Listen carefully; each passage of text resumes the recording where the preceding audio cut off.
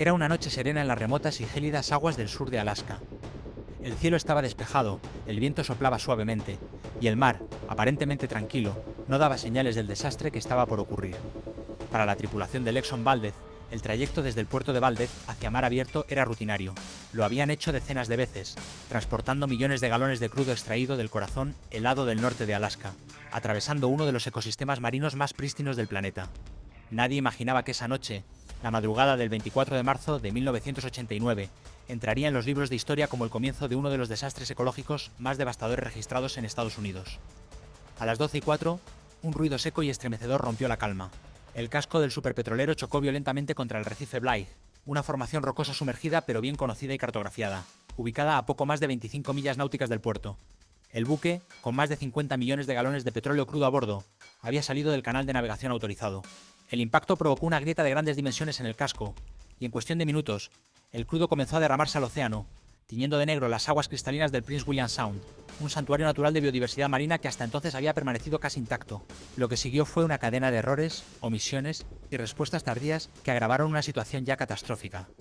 Aunque los protocolos de emergencia indicaban que, en caso de un derrame, los equipos de contención debían estar en el agua en un plazo no mayor a 6 horas, la realidad fue muy distinta.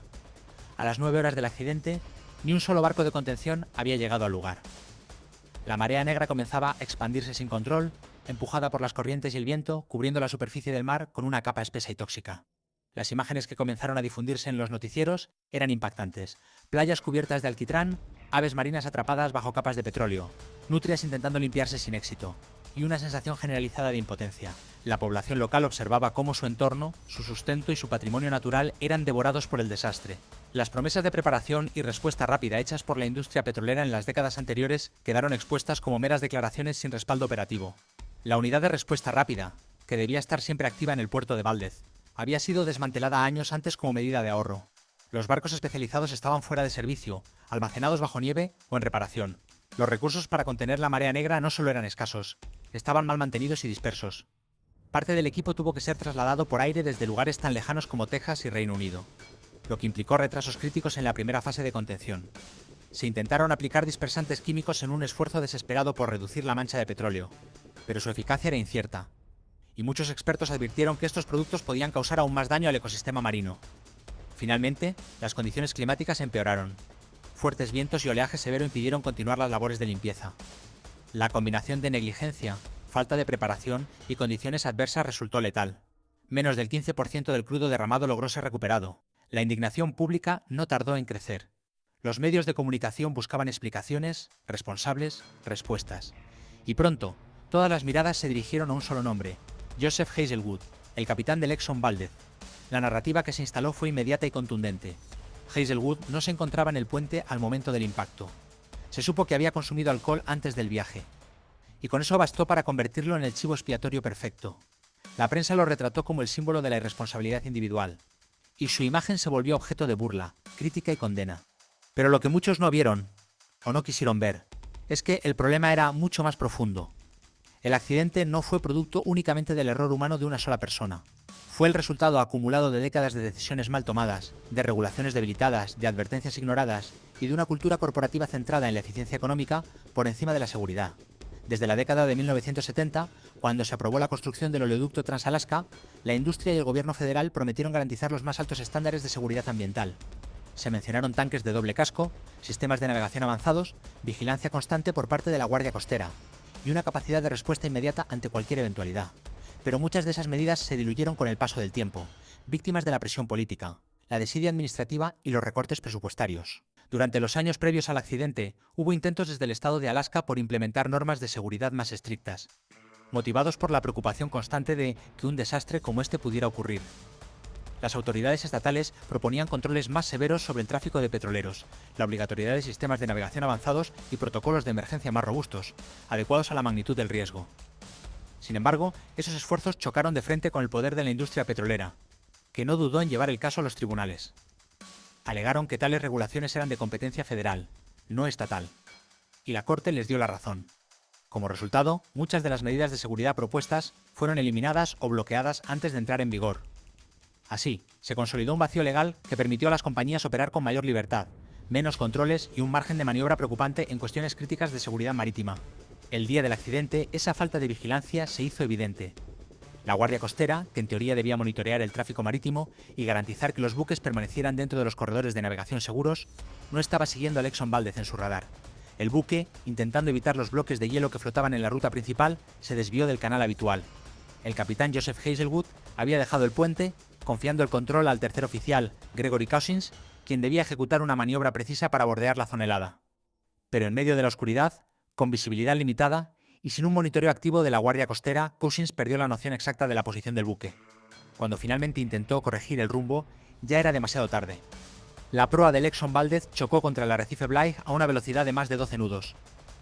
Las investigaciones posteriores revelaron que parte del problema radicaba en la reducción progresiva de las tripulaciones a bordo de estos grandes barcos. Lo que antes se consideraba un equipo mínimo, con suficientes oficiales para turnarse adecuadamente y operar en condiciones de alta demanda, había sido reducido por razones económicas. Esta disminución de personal provocaba fatiga, errores de juicio y sobrecarga operativa. El informe federal que analizó el accidente concluyó que estos factores jugaron un rol clave en la tragedia. Aunque Exxon y otros actores implicados disputaron varias de estas afirmaciones, los hechos eran contundentes.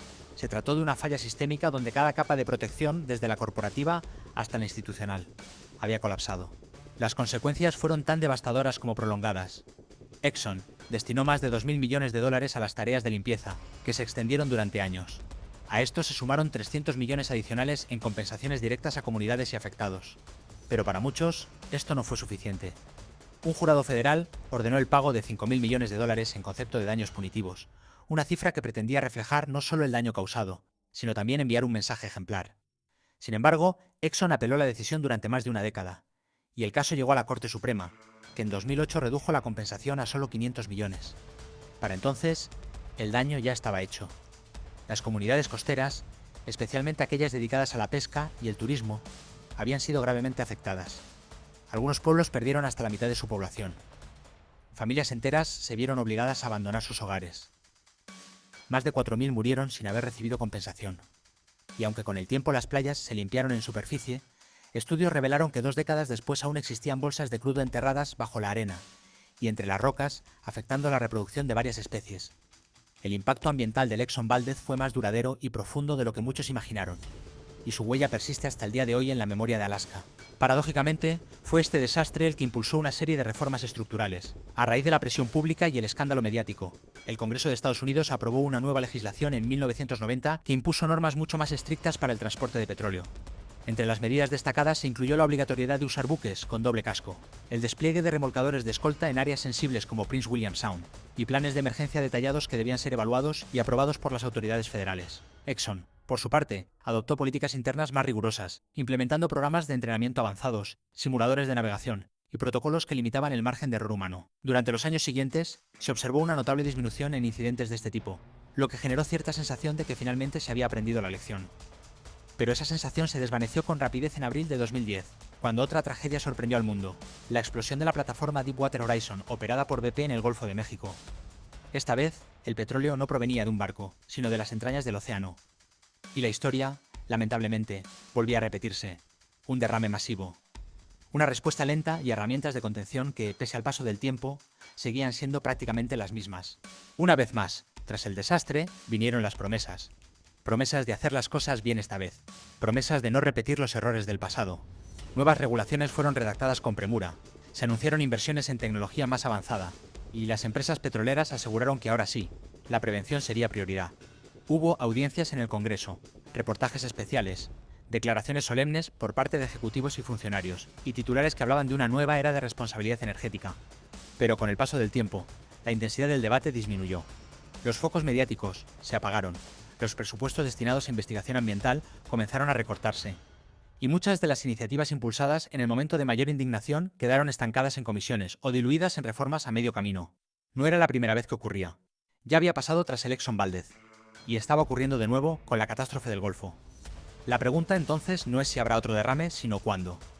Y más importante aún, ¿estaremos preparados cuando eso suceda? Porque si algo ha demostrado la historia reciente es que la memoria institucional es corta y la presión del mercado es constante. En la industria petrolera, cada minuto cuenta. La eficiencia y la velocidad son valores fundamentales. pero cuando se persiguen a expensas de la seguridad, los resultados pueden ser devastadores. Detrás de cada derrame no solo hay consecuencias ambientales, también hay vidas humanas, economías locales arrasadas, ecosistemas enteros colapsando en silencio. Lo que está en juego no es simplemente el prestigio de una empresa o la rentabilidad de un pozo petrolero. Lo que se pone a prueba, cada vez, es la capacidad de una sociedad para aprender de sus errores y corregir el rumbo antes de que sea demasiado tarde. ¿Durará esta vez el compromiso?